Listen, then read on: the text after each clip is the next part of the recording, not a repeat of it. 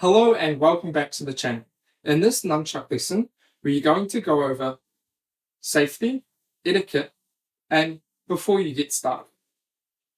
Now, onto the safety, which is a very important part of our lesson, and you should always be aware before you start training with your nunchucks that you need to check these three things. First is the string of the nunchuck. Make sure there's no fraying and it's not going to snap when you start swinging it around. Next, you check the length of the nunchuck by running your hand up and down it slowly, just to make sure that there are no splinters that you might get in your hand when you're swinging and catching the weapon. And lastly is the knot of the weapon. Make sure that it's fastened and it won't come undone when you're swinging the weapon. And I also like to give it a good yank just to make sure it's not going to come undone. Next, the etiquette of the weapon. Etiquette is a very important part for, again, safety and also respect.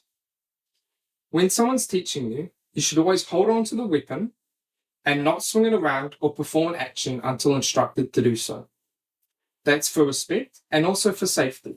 If there are others around you, they might not be aware of what you're doing and you might not be aware of them either.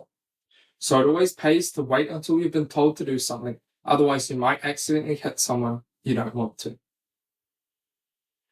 When you go to hold the nunchucks as well, there's two main ways to hold them.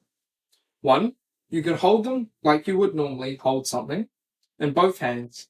There is just an issue of it sliding around sometimes, so you have to be wary of that. This is the main way we teach people to hold the nunchucks. The other way is placing a finger in between the nunchucks to act as a silence for them, so that you don't get any noise when moving them around.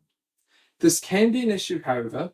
If your nunchucks hit something, it can cause injury or damage to your finger in between. So be careful if you do choose to hold it like that. Now, the last part of this lesson is around just before you start training. And this is mainly to do with your space.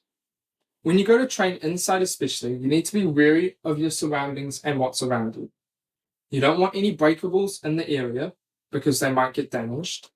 And you ideally want a clear space that is at least a nunchuck length away from you when your arms are out straight.